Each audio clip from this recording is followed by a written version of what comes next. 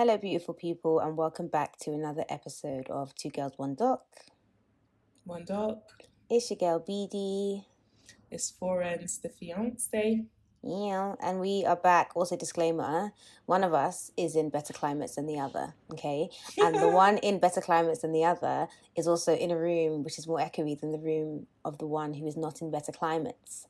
So if you hear differences in the sound and things, then it's just because one of us is living our life and the other one is me. So, yeah. Oh God. I'm cold. My heater is Yeah, on. guys. It's June. Are you kidding me? It's I cannot June. relate. I have flipping heat rash. Okay, I have heat rash all up on my neck. It's bumpy and rashy. I hate you. I've been like putting talcum powder on I at hate night. you. I hate you. I know talcum powder Yeah, it at was night. this one flipping night that the gen, I don't know what happened with the gen, and then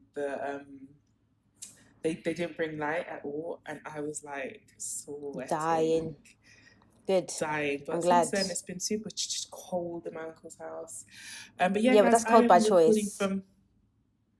Yeah, no, it's a nice choice. Okay. I'm recording from the U of RA. Is that what they want to change it to now? United Republic of Africa. What do they want to change the name to? Have you not seen Girl, that I don't thing? know. No? Yeah. The Nigerians are trying to change the name. They feel like Nigeria was imposed onto them, and Oh, yeah, it was. changing the name will make the country more unified. Like, But what they're going to change these it niggas to? always worried about the wrong things. The Honestly. wrong things. But yeah, guys, I'm in Nigeria, so yeah, Hold tight, you. sipping on that Chapman. If I would give my left breast, no, actually my right one, because I prefer the left one, I would give my right breast for a Chapman right now in the sun. Yeah. Oh God. Yeah. I can't lie. It's been a welcome change. Like, I have zero desire to come back. Okay, well, Like, good zero. for you. Just out here, just throwing your happiness in my face. Like, okay. Okay, so BD, what are we doing today? Sorry, I need a minute to compose myself because I'm so annoyed. I feel like you can't see like my smile well enough. Let me bring the camera closer. This bitch got braids. This bitch got braids for the equivalent of like £3, I'm sure, and she's feeling brand new. Do you know what? Are we actually the same person? Because look at my hair. No, but we didn't even discuss it. This is what I'm saying. Literally, we didn't even have a conversation. I told you before that we are like joined. Like, it's almost like the egg split and then went to two different women. But yeah, mine went to Drag Race and yours went to Game of Thrones. That's what happened. Okay, so I wouldn't say my egg is in Game of Thrones, but okay.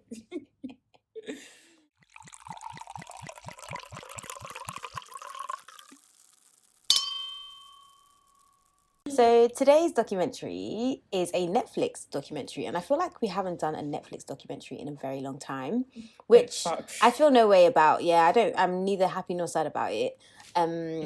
This documentary is called Nail Bomber Manhunt. Yeah. I'm not sure if there are more words in there, but that's what I typed. So yeah, and it's about the 1999 London bombings, which targeted basically non-white, non-straight people. Which really, this whole documentary is really wild to me because I was very much alive in London in 1999, and I have I don't even remember anyone speaking ever about this in my whole life of being a Londoner. Zero recollection. None. Like everything was new to me. I learned so much during this documentary, which I really liked about it. Also, it was long because it's Netflix, but I don't think it was wasted like a lot of Netflix documentary length is. I think everything actually made sense, and everything was like necessary. Well, for the most part, it was pretty good. Some of the reconstruction wasn't, but yeah, I think they were just doing a whole lot. But you know how Netflix is, stylized drama, all that stuff. It's very like dramatique, you know? So the documentary opens up with this. Speaking of drama, it opens up with a scene of a guy in a calf, and he's like disguised. Like, it's really well done. Like, it's not like, when they do those like panorama documentaries where like it's like a black shadow and the voice over. It wasn't like that. Like, it literally was like you could see him, but he had a hoodie on, and the way it was lit, like you could not see his face at all. You could see his hands were white. You could see that he was like a mannish figure. And you can see the hood, and then you can see like the back of the calf as well. It was really nice and really well done, I reckon. I wonder whose voice they used, because obviously it wasn't his voice. I thought it was his voice, you know. There's no way they would have used his It's voice, true, because because then it would have then been you would be able obvious. to tell that if I That's did a true. hooded whatever and I was talking, you would have known, like, I'm yeah. like, bitch. Yeah, exactly, literally. And I think, I don't know, I think Panorama should watch this and use this as try a template for their thing, because, like, theirs are so and just shit. do better. Yeah, it's like they just. And literally, even Sometimes I think they're trolling, you know. Sometimes I think they're just taking the piss. Like, oh look, it's John. Haha, Black Shadow. and literally, I feel like with Panorama as well, you can actually tell who it is if you know who the You person know is, who it because they is. just cover the face and you can see the body and everything. Yeah. And there's some distorted, like, please pack it in, pack it all the way in. Pack it in. So yeah, whoever's behind the camera, they do that thing that I love where like you hear the person behind the camera but you don't see them. Why do I love it? I don't know, I just do. So you hear the person behind the camera ask, why did you agree to meet me?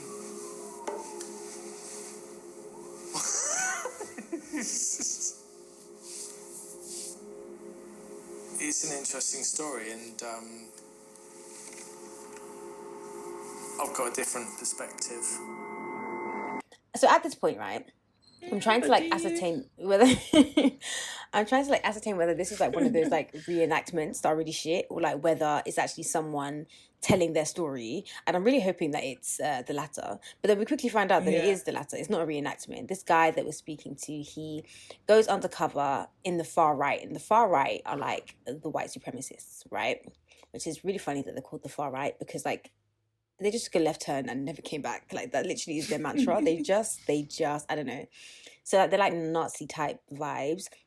And there's footage of them doing like, is it the Hitler salute? I don't know what it's called. That weird arm thing that they do. Yeah. Heil Hitler. Yeah, I was looking at it. I was like, okay, this looks very racist. Very, very racist. But he's basically saying that like that whole like gang, I'm going to call them a gang, was really extreme. Like, it was worse than he thought it would be, because, you know, they were talking about starting a race war and they really wanted to like kill people. And he kind of thought that it was like all talk, but then someone actually started killing people. Cue intro, theme music, drama, lights, action. Da, da, da. It was actually really good, because normally in a Netflix documentary, yeah, all the stuff before the intro we don't really include, like, because it will come up again. Yeah. But this stuff, it was like, and we begin. Like, it was really good. Yeah. I really enjoyed this documentary. Yeah, I did. So we're in London now. I mean, I think we always were in London, but yeah. So we're hearing the recording of, I'm definitely in London. Someone else in this podcast is not, but we move. Ciao. So we hear a recording of an interview, like we hear the actual police tape. They're interviewing a suspect, and it's the 1st of May, 1999. And I was like alive, but okay.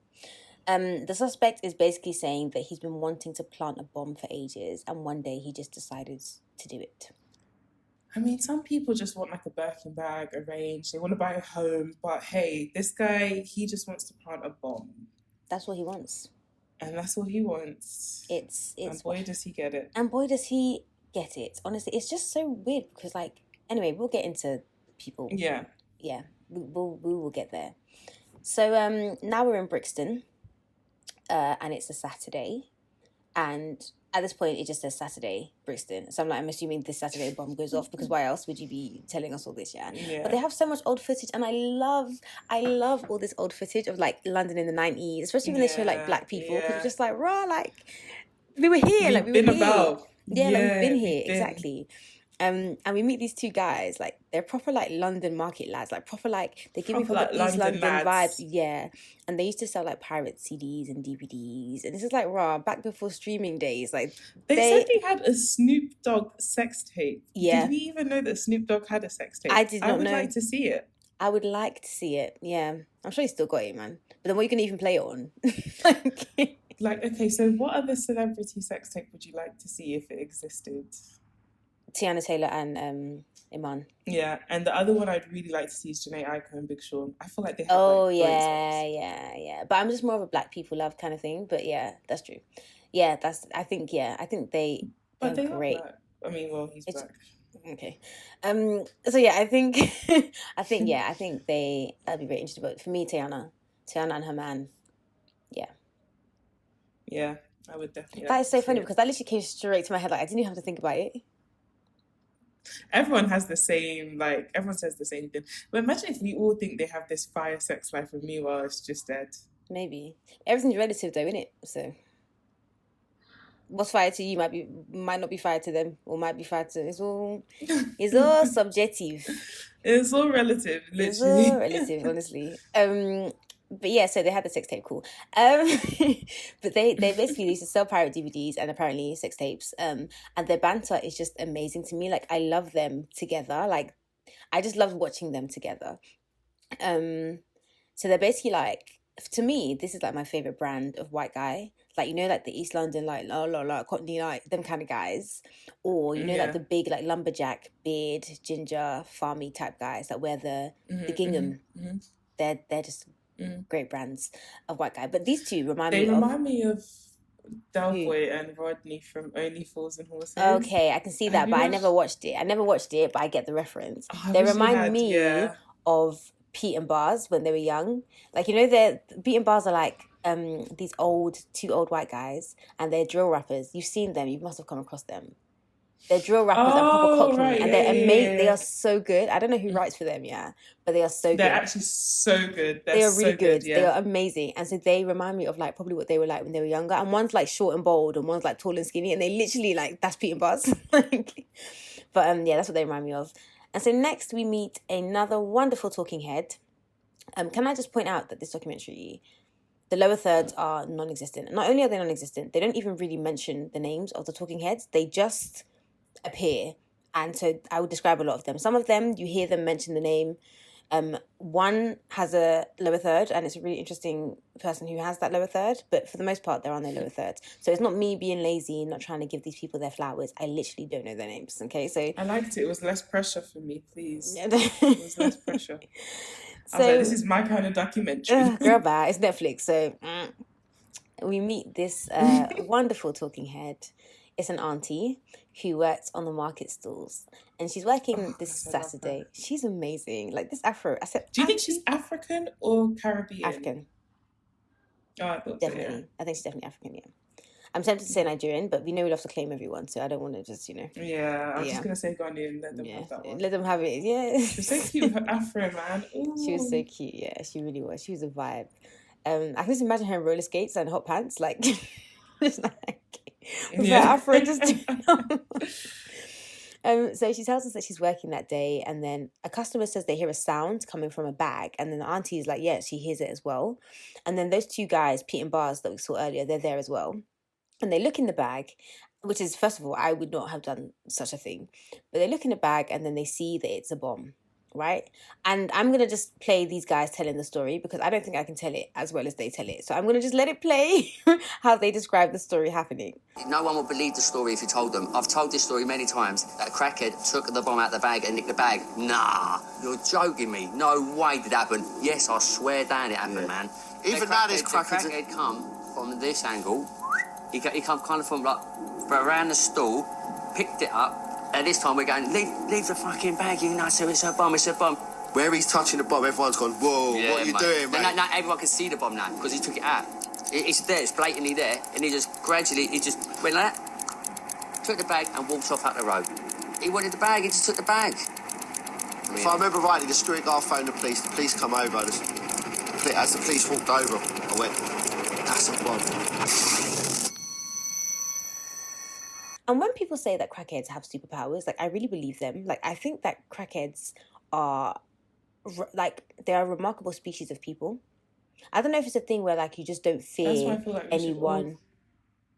Try crack once. I feel like we should all just start taking crack, and then, like, we can all be operating on that level. On the highest plane. And then there will be no crackheads, there'll be the normals. Because there'll be the normals, it's true. I feel like kids are born with, like, some natural crack, because the way they behave is crazy. Yeah, so they're born with crack in their gums. On that level... I think, do you know what it is? I think that what crack is the loss of fear and rationality. Because if you don't fear anything, then you actually are not limited, you're not restricted. Because whether your fear is like of bumblebees or of going to jail or of losing your life, like they're all fears. And I think crack just eliminates all of that. So you just literally, like you said, you operate on the highest and dumbest plane. And perhaps those are synonymous. Perhaps that's where we need to be. Yeah.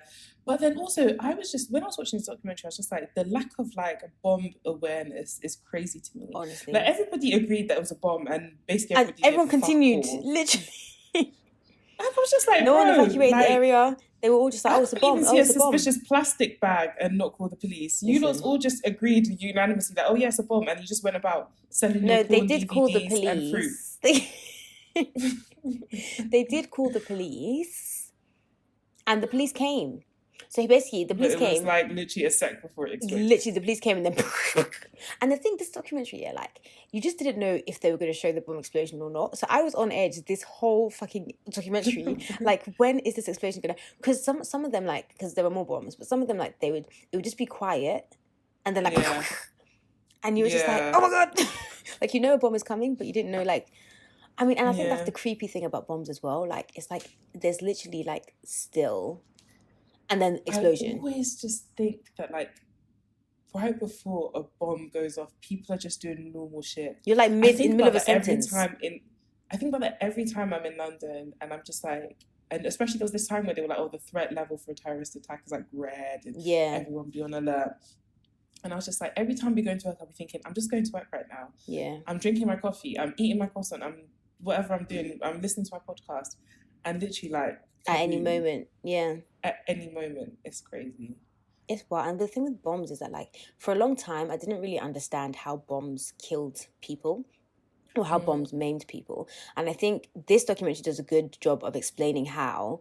And also, there was one. I don't know. Did you watch the Murder Among the Mormons on Netflix? Mm-mm. It's actually quite a good series. It's 3 episodes, I think, and it's about murder among Mormons. And so it's about like a bomb, but yeah, basically it's like what you put in the bomb, and then like, you know, it expels energy, and then like shrapnel basically is what kills people. So what you pack the bomb with can determine how fatal a bomb can be, which is really telling, especially in this case, because this guy was really trying to kill. Like, he really tried it, and it's like he tried so hard and he didn't even really succeed that many times, so he must have been very annoyed with himself. I mean, it's good that he didn't succeed. Yeah, but the normal bombs they use, they actually have something in them. I mean, obviously they have the explosive, but do they have like... Yeah, they have stuff in there, yeah. So like this guy used nails, because when they explode, then the nails are flying out however long. So people use like shrapnel. I mean, I guess shrapnel is the name for the stuff that comes out of the bomb, but they can put shit in there like glass or like stones or like whatever the fuck is going to fly at high voltage, because then it's like a bullet, and then it will just dead you off, you know?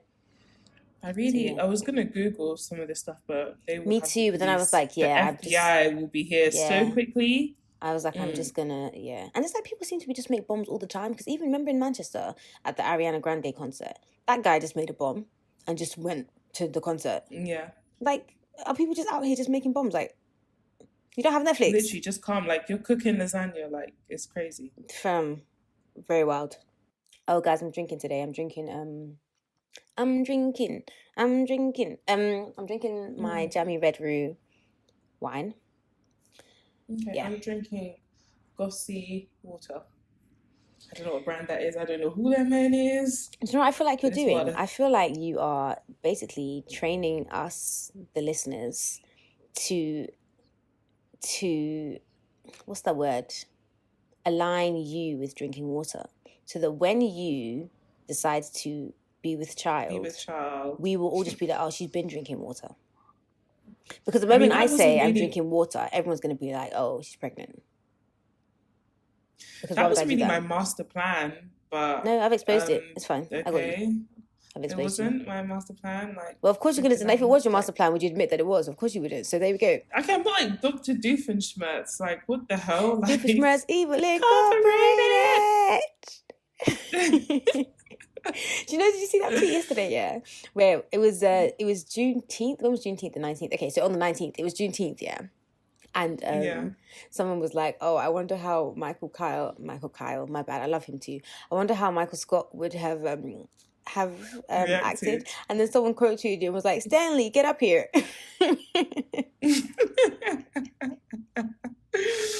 Oh god! Let's do crack, not the drug. What a show! Okay, the episode when he was like to Stanley, get to the back of the bus, and Stanley was like, "Excuse me." Stanley, I don't know what he's still doing there, man. But anyway, So basically, the police comes and the bomb goes off, right? So we see like actual footage of the chaos that ensues following this bomb. You get the police everywhere, emblem everywhere. We see like footage of the bomb, and it actually looked very, very mad. Like, I don't know why in London I don't take like these things seriously. I feel like everything in London is like not that deep. I'm the same. Do you know what I mean? It's not that deep. Like, okay, there was a bomb. Like, come on, okay, cool. Do you know what I mean? Like, it was a bomb. Relax. Yeah. Whereas like if something happened in America, it's like, rah, what a bomb. It's like, everything's bigger there. Like here, it's like, okay, was it even a bomb? Was it explosion? Was it explosion? Like, I don't think it even really made. But it looked bad. I'm not gonna lie. Was it I was explosion? Was it explosive or was it explosion? It was explosion. Did it explode? Oh my God, or did it explode? Sorry, but like I'm listening to my dad wrote a porno, and they did the thing of like, were you silenced or were you silent? Yeah, that was Jamie. James did it. Episode? James is so funny. Yeah, James is my favorite one, I think. Which one is James? The gay? James is the gay one. Oh yeah. Jamie is the narrator, Rocky's son, and then Alice is the girl. I think Alice is my favorite because she has this level of like sarcasm. Yeah, and I'm just like, yeah, we're on the. I like Alice, but like it doesn't always hit. Like it doesn't always bang. Do you know what I mean? Whereas with James, like it every single time without fail. It's when he's like, no, excuse me, no, sorry, what? Yeah, because he is us. And she's like, sorry, come again. It's like, did I hear that? Yeah. But then you know what it is? It's when like James like preempts what Rocky's gonna say. Like he understands, or he'll explain it. Like obviously he means this. Yeah. And it's like, how are you in the mind of Rocky? But anyway, yeah, no. I've listened to that episode. Say, how is he in the mind of Rocky? Yeah. What do you mean? How is he? Isn't he his son? No, Jamie is his son. James is the other one. Okay, yeah. Okay, sorry guys, that was a huge diversion, but we back, baby. Yeah, we're not doing free promo. We're trying to like lighten the mood, lighten the mood. Speaking of lighten the mood, Love Island is back next Monday. Got a text. Message. Good chat by Bible. Oh, there'll never be another Ovi again. Like it's so sad. I know. They would try as they might. There will never be another one. He is too fine. Like it's ridiculous. Fine. It doesn't make sense. Where were we even? I'm even lost now. Where were we? Yeah. So the bomb. That's it. The bomb was going off. Yeah. So one of the guys, he got a nail. I think it's Pete and Bar's. One of Pete and Bar's got a nail in his leg. There's glass everywhere. Yeah. Auntie, thankfully, tells us that she wasn't hurt, but there were a lot of casualties. No one died, so let's just put that out there so everyone can kind of relax a little bit. No one died, but 39 people were injured, including a child who got a 4-inch nail embedded in his skull. And they show us the x-ray. Can you imagine? And it's like, what annoyed me about this is that there was no conclusion. Like, you didn't then say, oh, the child was okay, or the child suffered these injuries, or like you literally... I know. I don't know. We know that the child didn't die, but like, what... Because this nail, when they say embedded, it's like someone took a hammer and was like, bam, bam, bam, bam, till it entered fully it the went skull. Very deep. Yeah. Wild. That's like a lobotomy. Yeah, but isn't the lobotomy when they like do it through the eye actually? Yeah, that's disgusting. It's the same concept of a nail going into the brain. Yeah, either way, yeah, because nothing should be going in there. Just knowledge. So we meet this talking head, again, no name, who tells us that this bomb was designed to kill lots of people. And that's basically him saying, like, because he would pack it with nails, so then when it would explode, it would be like nails flying at high velocity and then, like, you know, messing people up. So no one died that day, miracle. And I've got a note here again that says it's mad to me that this happened in 1999 because I was really like a person at that time. So wild. How did we not hear about this? Like, how did we never been in London this whole time and never heard about this? I don't know, because I very much remember Diana dying, and that was before 1999, wasn't it? Wasn't it like 96 she passed? I have no idea. Yeah, because I remember very clearly going to is it Windsor? No, what's the castle that's in London? Buckingham Palace. With flowers sat on my dad's shoulder and my mum... Wait. Yeah, I told you this story before. My mum's bestie. That's wild. That day, I remember the day she found out she died. She literally fell on the floor. And then next thing I know, like literally very next day, we were going to Buckingham Palace. And I kept saying, Daddy, why is Mummy crying? And he just said, shh. We were wondering if yeah.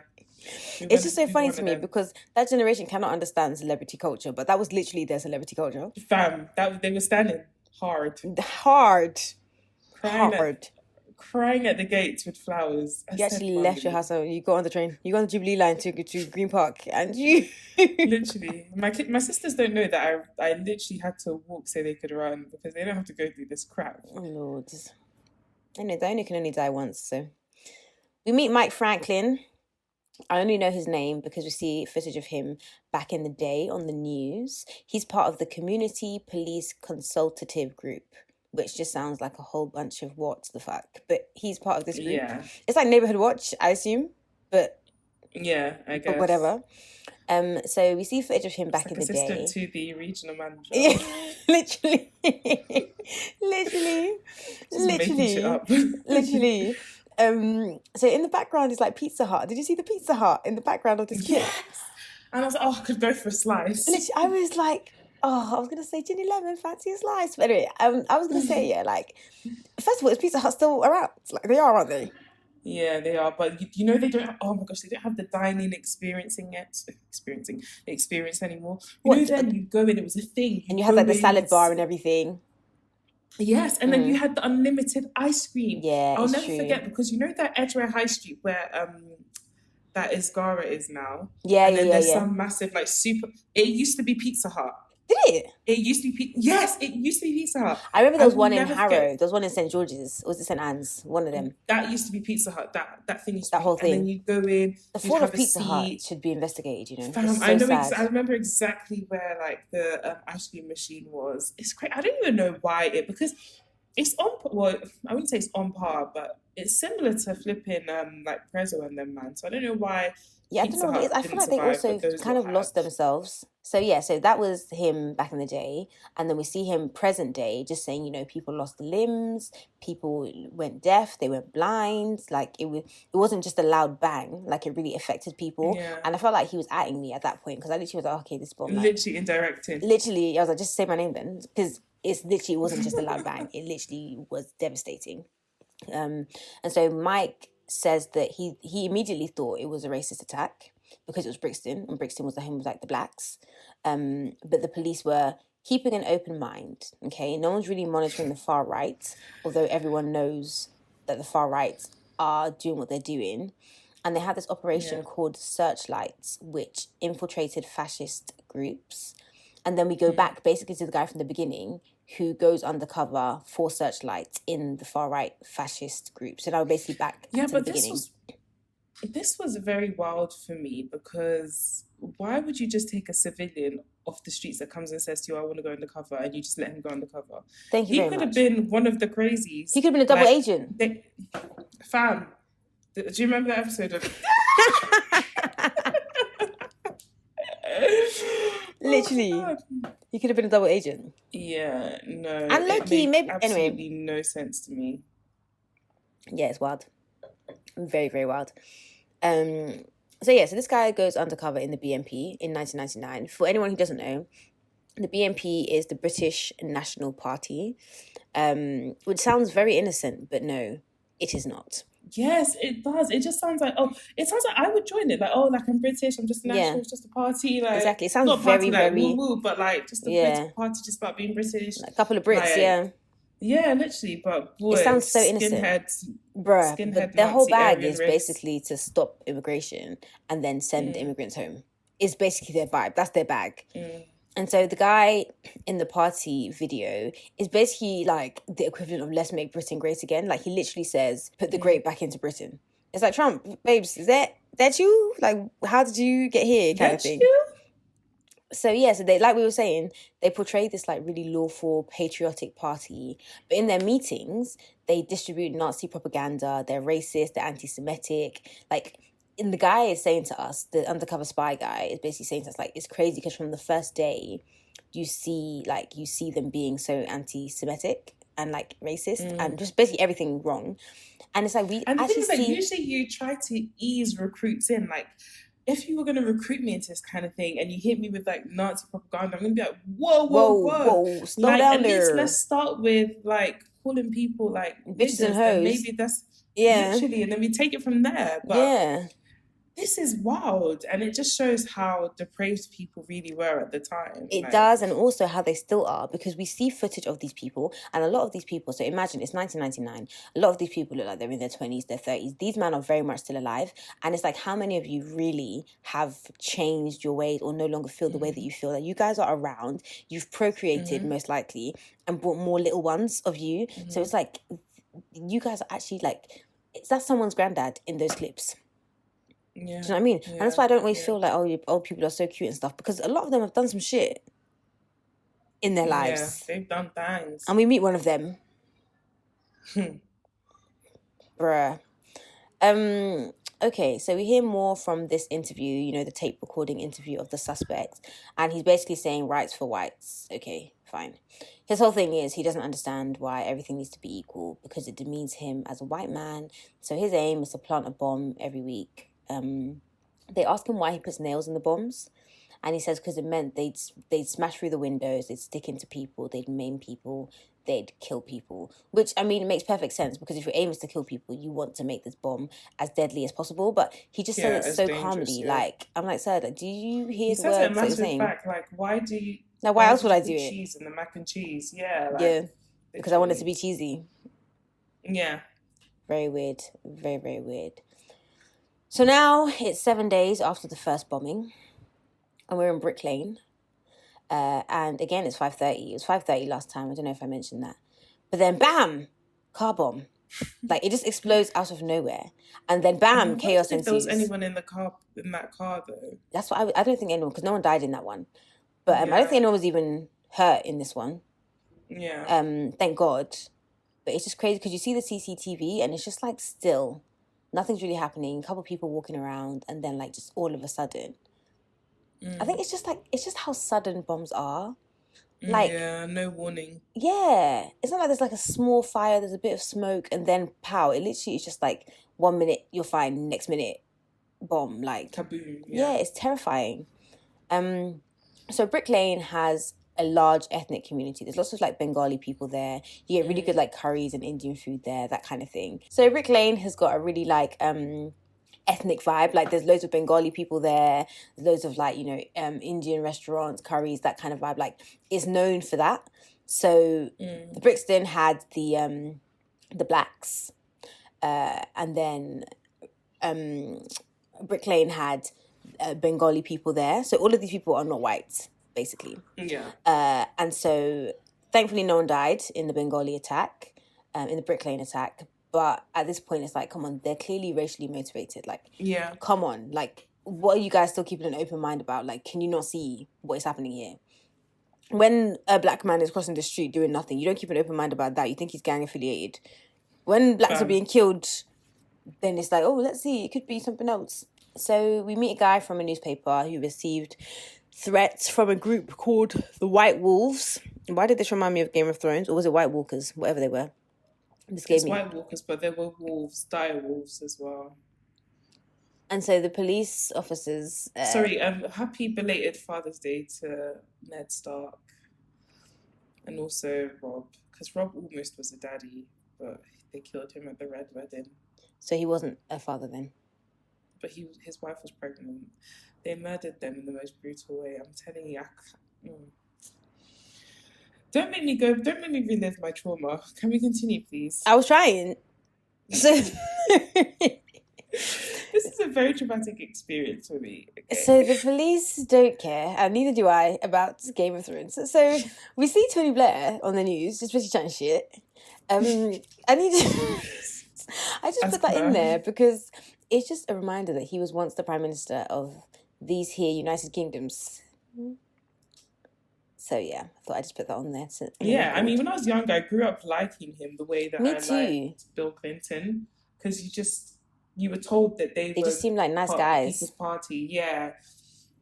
He was literally, for me, he was the UK equivalent of Bill Clinton. Like, I had the same feelings. Yeah. But as I've grown up, I fucking hate them both. Well, men. So the police start doing some work, finally, and they're looking through CCTV. They find this suspicious guy, but the CCTV is shit, and they couldn't enhance it. I feel so bad for UK police in the sense that, like, okay, let me also feel bad, redact that take that shit out. I mean, there must be some UK police who actually are intelligent and do their job. And care. But like, I just have this like, you guys are just like blundering fools. Like that's the vibe I have. It's because of all the like this year Dave and it's because of all the like media representation. You just see them with those hats, you know, those like hats that they have when they're walking. Yeah, and you just think like, sir, come on, you're wearing a costume. Like, are you even here to work, or are you literally here to dress up? You're wearing what I wear for Halloween. Like, yeah. So no offense to the police, but these police, they just so basically they have the CCTV. The CCTV is shit. Mike is the guy, the black guy, the assistant to the regional manager guy, and he is working with the police, and he says that they should put the shit picture out because if you know him, you're gonna know that that's him, which I kind of understand because I could see like a very very blurred, pixelated picture or friends and be like, bitch, what are you doing on TV? You tried it. Literally. No, ain't that you on BBC Three? Exactly. I'd be like, have you seen? So the police are like, no, it's a grainy image. And I think the police's thoughts are like, we don't want false leads, or we don't want to, you know, tip the guy off, or we don't want basically people wasting our time saying it's this guy when it's not.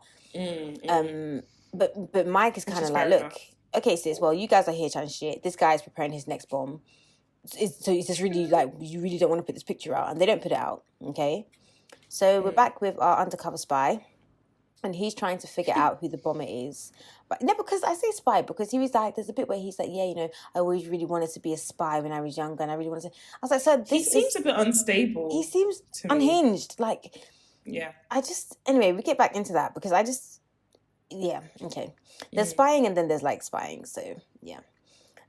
So he is trying to like, you know, act all like, oh my God, this is amazing. Who did this bomb? That's so great. I want to find out who he is. I want to kiss his ring or whatever. Yeah.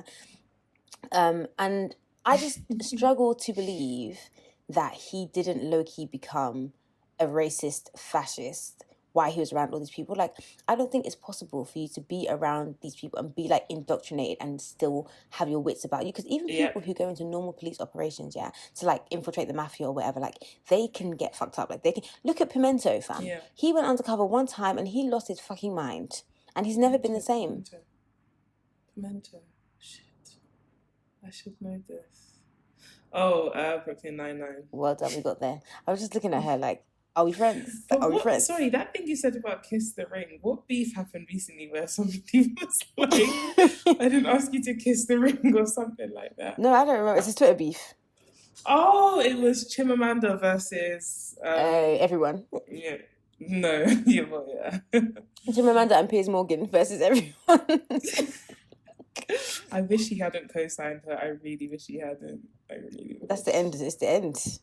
It's the end. There's certain people that when they co-sign you, even if what you're saying makes sense, it no longer makes sense. Yeah, it no longer makes sense. Oh God, it's sad. It's a sad way to go out there. It's a sad way going out. Sad. Yeah. Like the City Girls. Whew, girl. If I tell you turn kiss me right now, JT, you'll do it. Okay. How can you chat to you like that in public? And you're just having bad. Like literally stocks dropping all over the gaff. It's crazy. There is no such love. There is no such love. So yeah, I'm basically thinking this guy definitely became a racist, a fascist. At the very least, he's absolutely fucked by the end of this. Like, there's no way. Least. Literally, and it's like as I'm typing this into my notes, our director goes, "Did you feel yourself being brainwashed?" I'd love to say I thought it was all bullshit, but yeah, definitely, yeah, they indoctrinated me. Yeah, it was like yes, I doubted the Holocaust happened. And so this is what I mean. Like, clearly, like sometimes you can really be in too deep. And like, there's no way that you're coming out the same way that you went in. Like, there's no way. Like, I hope to God that he is in some kind of therapy. But even still, it's like the things that you've seen and the things that you've done. And even though you tell yourself you're doing it for a good reason, you have to reckon with the things that you've done. Do you get what I mean? Like, by being undercover. So it's like, how do you then separate the person who did those things from the person that you believe that you are? Like, I don't know. It's not for everyone. All I know is that he should not have been doing it. Why they let a civilian off from any guy? What training did he have? Fam. This really shows me that I really can be anything I want to be. Listen, I was watching this show, yeah. Me and Vicky started watching this like jewelry competition show. You know, I love me a competition show. Anyway, the host is this like white woman. I think she's from Canada. And there was this. Does she say house? Yeah, I hadn't heard her say about. She hadn't said that word yet, so I couldn't quite. That's the only way I know for sure. But she just did it. It wasn't really American. It was kind of like, you know. So then there was this Tamil woman, and she was like struggling with the task, and she was really like, you know, freaking out about it. And then she's like doubting herself, and then the white woman was like to her, "Do you think a white man would doubt himself in this situation right now?"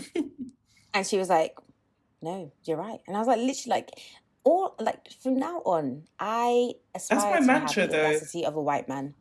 Yeah, I've said that for I aspire to have the audacity of a white man in every situation. Yeah, there's nothing I can't do. This guy woke up one day, no training, fuck all, said I want to be a spy, and he was a spy.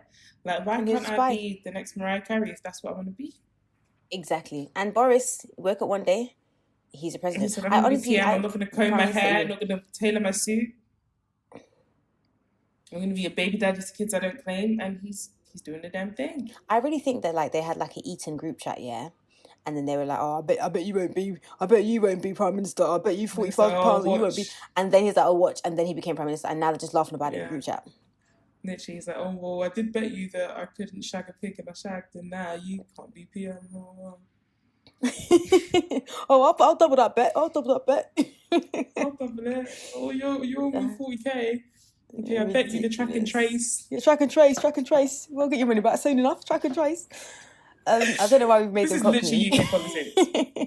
No, but that is the essence of UK politics. So, yeah, I mean, I make a note here about, again, outrage that there's no lower thirds. But when it comes to John Tyndall, BNP leader, that's when we get a lower third, because they really want us to know this man's name, okay?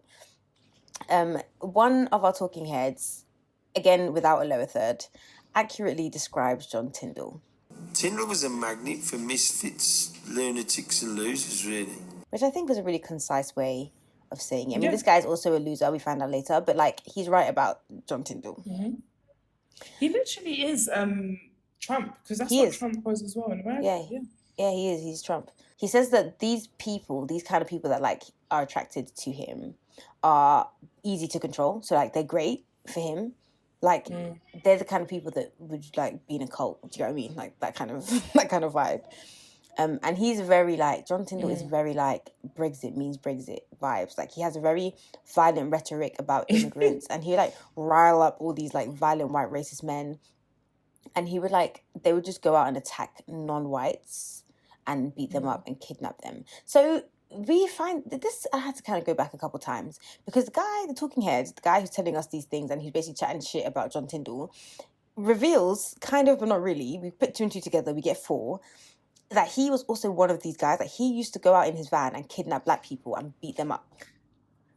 And I still feel like this guy is racist. I just feel like it doesn't go away. That's what I'm saying. He's not as radical. I don't want to say bad. Yeah, as radical as he used to. But I think that came with age. Racist, I don't think it's because he's become no. It's not understanding. I think he just isn't. He cannot be beating up black guys anymore. He just doesn't have it in him anymore. As in the physicality is lost. Yeah. And this is what I was saying about people in those videos. It's like they're all still here and alive, and I'm sure they still have the views, but maybe it's not as accepted or as acceptable to be so public about these views. And also, they don't have like the vim anymore to kind of like be this way, so loudly racist. I agree. Because all this time we're chatting shit about John Tyndall, and you out here kidnapping my uncles and aunties to beat them up. Literally. Unprovoked. Unflipping provoked. It's crazy because even like I remember when we were looking for places to move to, like Finn would say to me like, "Yeah, we're not moving there." Like people used to get, and even I remember my friend, like my black male friends from South London, were like, "Oh yeah, no," like talking about what times they've been like chased by like white guys because they were in the not wrong ends, as in like gang shit. That's Yeah, not like postcode wars, but like, oh shit, you just know that if you go down this way, that's where like all the white, what they call them, the skinheads. Well, yeah, but what do they call them? They're like a party. I don't know. Anyway, them man, maybe it's the white wolves. Them white wolves adjacent. Them man, like they would just like chase you. Yeah, it's crazy. But yeah, it's really sad to think that like you actually are just a black person living your life, and then some random white guy comes in a van to kidnap you. Like anyway, we're back to the tape. And this guy is basically like the white wolves are trying to like claim that they did the bombings, which is very like cheeky. Like, come on, babes, you know you didn't do the bombings, you know. And this guy is like, no, I did them. I'm not aligned with them. Like, this is me, myself, and I'm doing it. I want to start a race war. And also, this guy is 22 years old, and he's been planning this for 2 years. It's like, how you hate someone so much that like you're spending so much time trying to like destroy them. Like, it's like, are you jobless? You must be. It's good to be lazy. It's good to be lazy though, because okay, I hate you. Just let me hate you for. I have other things. I don't even have the energy to hate you, man. It's cool. It is what it is. Legit. Yeah. So we meet another nameless talking head. And this person is basically saying that everyone was worried about when the next attack would be, which makes sense because it's been 2 consecutive weeks and it's been 2 bombs and, you know, it's kind of scary. So they were thinking, you know, would it be Chinese people? Would it be Jewish people? No one really knew, but no one also thought they would be gay people because the attack seemed so focused on race. Mm-hmm. So we learned that Soho is a very popular gay area. They've got lots of gay venues, and the talking head describes, you know, you feel kind of free, and it's like you can just be you. But the police had warned them, like, listen, be careful, because clearly this bomber kind of hates everyone that's different to them. So the undercover guy is out here doing his job, his self-assigned, self-appointed, self-qualified job, and he he refers to this guy known as Dave from Barking. Barking, for anyone who doesn't know, is an area in East London. From Barking, 7 a.m. in the morning. Do you think that they started the gentrification of Barking because of that song? Possibly. So they bond. So the undercover spy and Dave from Barking. Totally Spy Girls. What was that show again? Totally Spies. Totally Spies was a great show. An amazing They show. had fashions. They did. I feel like some cartoons were like, I would watch them today and be like, yeah, this is a lit show. Yeah. Yeah, Totally As Told by Ginger. Great. Yeah. My dad used to watch that. Great. It was so lit. He used to watch it religiously. Yeah, and they try to act as if it's because you're there that they're watching it, and it's like, I am your alibi. He would never do that. He would fully on like full. But to be fair, it dealt with a lot of adult themes, so he full on watched it. There was another one, not Recess. I loved Recess though. Recess was good as well. Disney Channel used to be so fucking good. What is it now? What actually is it now? I remember when like one time we didn't have Disney Channel. My parents were not paying for that shit, and then one day I went on. It was like Sweet Life of Zack and Cody, and I just clicked on it for some reason because we never had the channel, and I don't know what possessed me. I clicked on it, and then it worked. And I remember calling my sister like, "Oh my god, we have Disney Channel." She's like, and I remember that from that day, like my life changed. I don't know what the hell happened. So, wait, how come you had it? I don't know. I didn't ask questions. I just enjoyed the free Disney.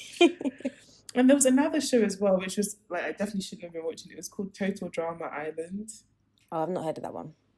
That was good. It wasn't Disney Channel. I think that was it was Disney Channel, but that was really good. It was like Love Island but cartoon. It was funny. Oh, that's so funny. And then it was Fillmore. Fillmore was amazing. Yeah, and he was so like dramatic. He's like, right, time to save the day. Literally. It was like he didn't even really have eyes. He just had like slits. Literally, just as and then his glasses. He just had glasses. Yeah, but he had like little lines in his glasses that would like blink.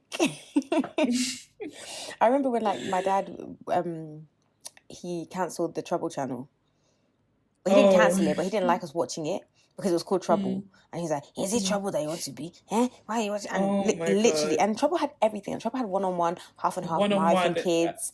Everything. Literally. Everything. Half and half was so lit. Half and half. Yeah, half and half. Literally, I just want to go back to... Discovery. I just want to go back finding to like you and finding me. Finding you and finding me. Now that I have someone special. I don't know if I can put that one on our playlist. I don't think it's on Spotify. No, okay, cool. Let's just go back to the doctor. I've had your moment. Everyone knows you can sing. I don't know how you can like have the half and like and not sing the theme tune. The theme tune is so amazing. I know, but I don't remember it. Okay, no, I'll send you a voice note singing I it remember later. 101. Sometimes it's when you feel by yourself. Check 1 2. Check 1 2. When I can't trust no one else. So I isolate yourself. I remember the Mariah and Kids. It wasn't a theme tune. It was just like a little sound. Yeah. It was like. They had like a couple of them that they would like. Yeah, but it was great. It was good though. It was really subtle. Because then you just had enough time to like run into the room and be like, it's starting. No, I don't know why they never finished it. The last episode, Jay found out she was pregnant. Yeah, why that was did they fucking get cancelled? Yeah. I don't know. But sometimes I feel like I don't know how we went from bombing to this, but okay. We're just trying to lighten the reads. But I do think that with Mariah and Kids, like sometimes like with shows, it's better that they just end than they like die like a slow, painful death. Yeah. Definitely, that's true. I could do with a reunion though. I guess it wouldn't be practical. Yeah, everyone's old now. Yeah. Oh, great show. We just got to live with the memes. All right, so we're in Soho. Oh yeah, that's how we got into it. So basically, Dave from Barking and Undercover Spy. Oh yeah, because Undercover Spy totally spies, and that's how we got here. Okay. So they bond and they talk about music and racism, like literally. Like the guy's like, yeah, we used to talk about like music and like racism, and I was like, okay, right. Good to know that racists like music, I guess. Well, imagine like you make music, yeah, or like you, like say for example this podcast, and we find out that like R. Kelly listens to this podcast, and he's like, yes, it's my favorite podcast. I would have to stop speaking forever. Yeah. But he wouldn't like it because we talk about his actions too much, him being shit. Yeah. So that's fine. That's okay. A tough one. That means I know that I'm doing the right thing. So we're back to the interview. I kind of like the way they kind of like intersperse the interview within this because it kind of like lets you see, the mind of the mad guy. So the suspect is explaining that after the Brick Lane bomb, he goes to Soho. So basically, literally, he drops off the Brick Lane bomb and he goes from that place, he goes to Soho to do what he calls recon. So basically, he's trying to like suss out the area, kind of see where he's going to target next. He wants to make sure that he's going after the right pub because he wants to make sure it's a queer pub or a gay pub or whatever. That's a quote. So the interviewer asked if he has a problem with the gays. And this guy is like, yeah, I'm very homophobic. I chose the gays because I hate them. That was personal. The tape doesn't pick this up, but when we speak to you about the gays, you have to close your eyes, and you seem quite intense there, David. Yeah, I just don't like them. I just don't like them, yeah? I'm completely straight, yeah? Don't worry about that. No, it's not a problem, but it upsets you. No, I don't know why it upsets you. It upsets you enough to plant a bomb. He's like, he doesn't even know why he doesn't like gay people. Like, he cannot come up with any reason at all. And to be honest, there is no reason. He was like sexually abused. I got that vibe. You didn't get that vibe. So my whole thing was like, because he was getting so angry. He was getting really right. So my whole thing was that like there is no reason that he could have said as to why he hates the gays that would explain hating gay people, right? But he couldn't even think of one. Because even when people try and do it under the guise of like, oh yeah, well, in my religion it's against blah blah blah blah blah, right? That to me is not reason enough to hate a group of people. But there's a bit where he was like, I don't feel like talking about it. He basically was like, that's what made me feel like. Yeah, the hate is kind of irrational. He says this to when he's like, oh, I'm completely straight, don't worry about that. Do you remember that bit? So it's like, I don't know if it's that like I thought it was more he had like a sexual gay encounter that I didn't think in the way that you think in that it was like, oh, he was abused. It could very, very much be that. I thought it was like one of those ones where like he had like a gay encounter and he enjoyed it, but he hated himself for enjoying it. And so now it's like, it's like that self-hate. I hate the gay people because they basically remind me, or they're celebrating what it is I hate about myself. Yeah, that's more what I suspected from it. But I mean, we'll never know. So yeah. Yeah, either way, it's crazy. Like, there's no reason why anyone being anything should upset you so much that you plant a bomb. Yeah. Like, people are out here raping people, killing kids, and you don't have any vim for these kind of people. But someone is just out here living their life. They just happen to be a man that loves men, and that is enough for you to want to kill them. To die on. Like, honestly, it's like, just shut the fuck up. So yeah, that was a Thursday, and we see, so basically it's been Saturday, next week, Saturday, next week, Thursday, right? So this is all within like 3 weeks. We see better CCTV of the guy, and the image is circulated. So now we know this guy's called David Copeland, and he thinks that he's like, oh shit, he's been caught. So he goes home, okay? But then he's like, oh shit, no one's actually coming after me. So he's like, let me just continue making this bomb. And then he makes the bomb, then he leaves it in Soho, where he, planned it before. He sets the timer for 6:30 the next day, which is Friday. So now it's Friday. We're in Soho. We meet another nameless talking head who's kind of explaining this Friday. It's a bank holiday weekend. The weather is great. And you just know that, like, when the weather in London is nice, you just have to cop DM. Do you remember that song? It's like, the sun is shining and the weather is good. Yeah. That's the song that came to my mind. Yeah, the weather's great. And in London, if the weather's good, like, just... Lap it up, mate. Enjoy it. When the weather was good for like 4 days, a couple of weeks ago, I was like, you know what, I don't have enough summer dresses. So what did I do? I went to go and buy some summer dresses. And has the sun shone since? It has not. Someone was like, they literally put away all their hoodies and then it started raining and people are turning on their heaters. What a fucking life, mate. What a life. I'm tired. Where would I even go? Like, I keep saying I'm tired of this place. Where am I going to go? Where am I go? Where am I actually going to go? Where are you going to go? Sigh. So this guy, this talking head, the way they film it, they don't show his whole body. So I'm like, okay, cool, he's definitely lost a limb and he was at this pub. Like, I can't watch things anymore without like analysing them. Like, I can't just watch it and like let it unfold. Like, I literally was looking at the shot and I was like, okay, this guy's lost a limb. Because why are they showing us like this? They didn't show anyone else like this. Oh no, I didn't think that. I noticed that he had 3 fingers on one hand. And it was really weird because you could have missed it because he didn't have 3. Usually when you lose like a finger, there's like it literally just looked like he was only ever born with 3 fingers. I wonder how they did that. Yeah, I didn't clock that. I just thought, this guy's probably lost a limb because why are they showing it like this? He must have hella phantom limb issues though. Yeah. Do you have phantom limb issues? Because I do. Well, no, because I have all my limbs. I'm convinced that I was born with like an extra finger here. And it either like my body absorbed it in the womb or they secretly cut it off and didn't tell me. Because I'm telling you, I get an itch. It's frustrating. But is that what phantom limb is? That is it an itch or is it pain? No, it's an itch. So if you have it's not just an itch. If you have a phantom limb, it's like because the nerve endings are still there or whatever it is. So you'll still like. So if your leg gets cut off, you still have like the urge to itch the part of the leg that doesn't exist. Whenever I tried to ask my mum, she just rolls her eyes. I think it was. Yeah, but you would see, because even if they like, sometimes so basically when I went to school, one of the schools I went to, one of the primary schools I went to as a child, there was this girl, and we called her Two Thumb Girl because she had 2 thumbs on one hand. I had a guy that had 2 thumbs in my school. Yeah, so it was like a thumb and then like a little mini thumb from that thumb.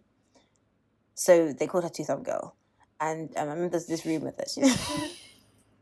Kids are horrible. So horrible. There was this rumor that she like spat in the ketchup. I don't know why, and why are these the things that I remember? Nobody wanted to use the ketchup. Yeah. So what happened now? Yeah. So basically, I think I remember.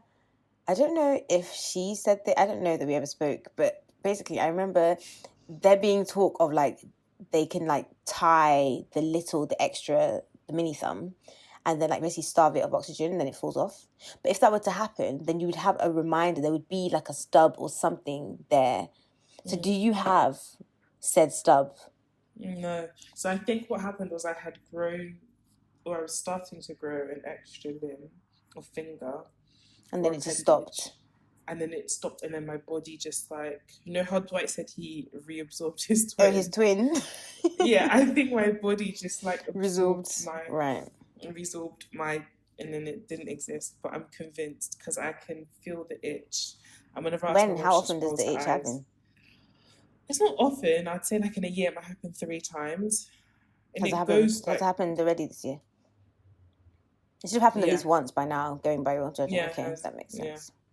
Okay, well, you learn something new every day. This guy actually lost limbs though, so we're gonna focus on him. You fucking bitch. So this guy basically goes to the pub that day. Okay, we get more from the interview. We learn that David Copeland that day goes into the pub to leave the bomb, and also kind of just to see how many people were gonna be there. And he's really happy because there's so many people there.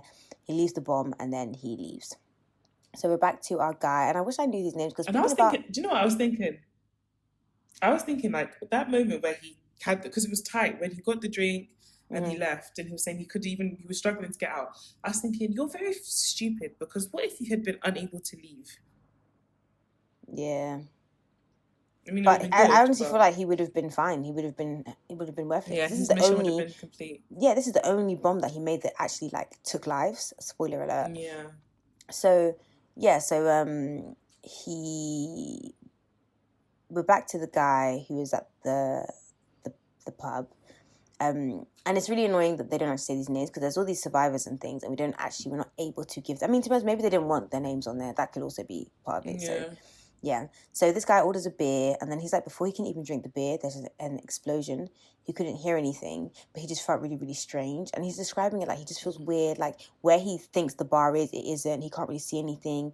And then like he sees this woman looking down on him, and he can't hear what she's saying, but he just knows that she's screaming. And he doesn't really remember much of anything else. So now we see a wide shot of this guy, and we see that he's had one of his legs amputated. He explains having these like weird dreams about like rats and stuff when he was taken to the hospital. And he basically was like pumped with like drugs and painkillers and stuff. And he said he was having these like weird dreams about like rats and rats dressed as humans and like weird things. And he also found out that a lot of casualties from that bomb had these like weird infections. And they later learned that this David Copeland guy, this fucking guy had first of all, he had pet rats, and second of all, he let them run over all the like bomb parts and urinate and defecate all over them before putting them in the bomb. I don't even think that he did it in the thing like, oh, I'm going to do this, because he even knew like what he was doing. I think he just is dirty, and then the rats just did it. I don't see him being intelligent enough to think infection. Worse. Yeah, that's true. But I think it's just a disgusting. And I don't think they were pet rats. I think he just had rats at his house. Because pet means to like take care of and to look after, and I don't know if he was capable of that. Okay, so this next bit's kind of heavy. So we will wrap for you afterwards, okay? So we learn about this one victim who's taken to hospital and he's unconscious. He wakes up a few days later and then the doctor has to tell him that 2 of his friends had died as a result of the bomb, and also his wife and unborn child had also died. Which is like, what the fuck do you do? So you've been victim of this bomb and you wake up. Your wife's not here. Your child's not here. 2 of your friends are gone. Like you remain. And you just keep thinking to yourself, if we had just gone to a different fucking bar that day, you will replay every decision you made that led you to that place. And this is kind of similar. It reminded me of, remember the last week's episode? Yeah, last week's episode, the Louis Theroux one about motherhood. Yeah, when that lady was sexually assaulted and her husband was supposed to pick her up, but he was late. And it's like, it doesn't matter that you went to this bar or the decision. It does matter that you went to the bar, because obviously if you weren't there, that would have happened. But also, if that man decided not to make a bomb and leave it there, then it wouldn't have happened. And that is the bigger issue here. Do you get what I mean? So it's so hard. I don't know how he, like, continues with life or reconciles what's happened or... It's crazy, man. There's none, yeah. So yeah, 3 people died. I mean, they say 3 people died, but then technically it's 4 because the unborn child also died. So yeah, they do say that they think that his wife died instantly, which at least, you know, she didn't suffer. But still, it's just like proper sad. Yeah, proper sad. And so this David Copeland is just such a dickhead. Like dickhead isn't even strong enough, because this is actually like malice and intentional. There like you're aren't not any just words. Yeah. Yeah. So he's saying that he hoped that he would get caught so that he could be famous. And he's like, oh, if no one remembers who you were, then you never existed. And he says he did all of this because of fear, resentment, and hatred. And it's like, sir, like, just shut up. Literally, just shut the fuck up. Shut the entire hell up. So we're now 13 months later, and then his trial is starting. And he's basically denying the murder charges. He's claiming diminished responsibility, which is basically like trying to say, like, oh, yeah, you were mad. Like, insanity or whatever defense, yeah. So it's like, you're out here trying to be remembered for existing and doing all this stupid shit, and now you're trying to claim, oh, that you were mad because you didn't know what you were doing. And it's like, no, you very much knew exactly what you were doing. You even went to do surveillance on the place before you left the bomb there. Like, you know exactly what you were doing. This is not, a mistake or an accident or whatever. So we're back to that guy who used to kidnap black people and beat them up, that's now allegedly reformed, yeah. So he tells us that he decides... Everyone here is just taking up these roles that they don't need to be taken up, but okay. He writes to David... You can really tell he's feeling so, like, smug with himself. Like, yeah, I did that shit. Yeah, look at me, and exactly. The thing that pisses me off about what he said is like, oh yeah, like for me, one thing is you can't kill women and children. And it's like, this guy had killed all these other, well, not killed, but hurt all these other ethnic minorities. But exactly, and it's not to say that the women and children are not valid, but it just goes to say he's still flipping racist, because it's that woman, a white woman, and a baby's killed, that you're like, oh, like suddenly, exactly. Like, this is where you draw the line. So if he hadn't killed those people, you would have been calm with him getting off. Exactly. Just like you don't value human life. Like you value specific lives that you deem worthy. Yeah. Which is like, just shut the fuck up, man. So yeah, he basically catfishes David and pretends to be this woman called Patsy and gets him to admit that like he knew what he was doing. Basically, that's what he does. And it's like, okay, great. So now we're getting to the end of the documentary, and David Copeland gets 6 life sentences, which is like incredible scenes. Very glad to see that. Yeah. Especially in this UK. Especially in this UK. So we find out the other undercover spy guy, his name is Arthur. I don't know why they just revealed this at the end. I don't know, is that even his real name? Exactly. So why did they even give him a name right at the end? Like, they didn't call him anything the whole time. And then, like, 2 minutes at the end, they give him Arthur. And I say, hey, what a wonderful kind of day. Like, what are you even talking about? Like, why did you even bring this up? You are so dumb. Get the hell out. Get off my line. So Arthur helped to identify... That's another cartoon my dad used to bang. Oh no, that was a really good one though. It was on like... do you remember Mona the Vampire? Do you remember Mona the Vampire? Yes, Mona the Vampire. It was on like... I remember we used to get home from school. Oh my god, do you remember that? Every day after school. Yeah. Remember that... That and Myrtle the like... witch or something. No, do you remember that... I used to want to be on it so much. I don't know what it's called, but it was like a game show, and they had like slime. It was like, oh no, it wasn't slime. It was the one with the raven. Oh, what's it called? Oh, and it had, the Raven. Wasn't it called the Raven? The Black Raven. Was it called the Raven? I don't know. I feel like it had a better name. There were 2. I'm confusing 2 shows. One was the Raven, because you had to really use your mind for that one, and then one was like the other one where it had like slime and stuff, and you'd like jump around and do shit. I don't know about the slime, but I remember the Raven one. And then there was like, wasn't it Arthur's Watch or something like that? Bernard's Watch. That was amazing. I would give you didn't used to watch the witch show where she was like this terrible witch that worked in a, like went to school, and she was really, really bad. No, I'm sure my mum blocked that one. She didn't let me watch Harry Potter. No, it was on the same channel. Oh, maybe she blocked it, I don't know. I don't remember no witch. Okay.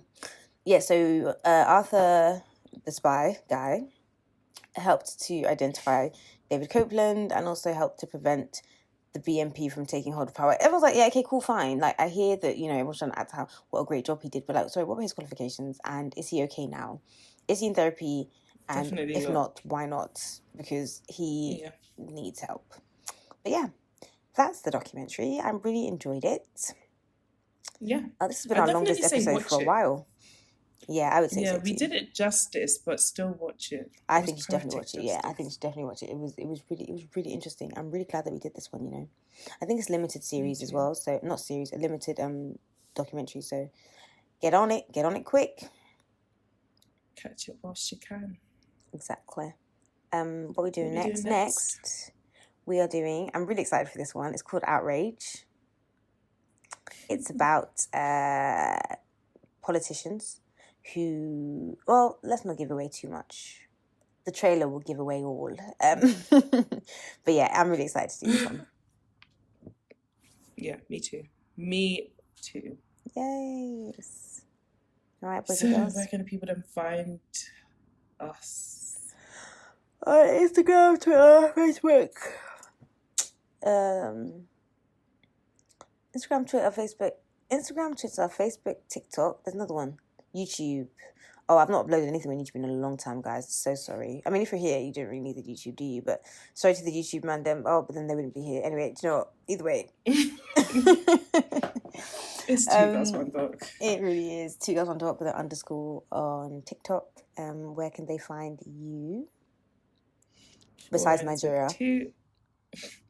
402 underscores on Instagram and Twitter, and at the end of the aisle. Oh, and her other podcast, Character Replay. You can find me on Instagram and Twitter at BD on Eyewear, and also bdoneyewear.com.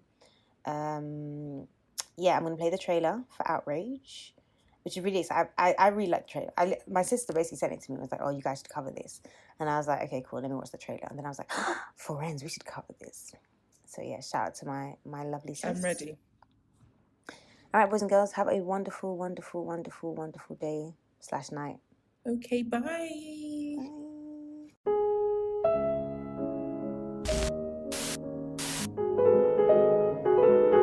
He was my first sexual relationship, as he was a number of my fraternity brothers. He asked me if I'd come back to his apartment at 3 o'clock in the morning. I said, what was that all about? You and the congressman? And he said, we're having a relationship. He grabbed me by the shoulder and very boldly said, remember, you never saw me. You've never been here. He had a relationship with him, a sexual relationship with him. We never discussed his political platform or what he believed in. We just had sex. Let me be clear. I am not gay. There are names in the folks in the Congress and high positions of power who are leading a secret double life. He's a closeted gay man. He's a closeted gay man, too. They have been chasing us for years. We're going to chase back. I think that each one of these outings puts a little chink in the armor of the anti-gay movement. It is very important that the people who make the law be subject to the law. 90% of the cases or so are Republicans. He is dancing at Flamingo on the weekend and propping up the most right-wing homophobes in America. Same thing I was doing as a teenager, bashing other gay people in order to prove that they're not gay. This is your voting record, and it seems to run absolutely contradictory to the way you've lived your personal life. Do you know what the right value is? The right value is truthfulness. The right value is honesty.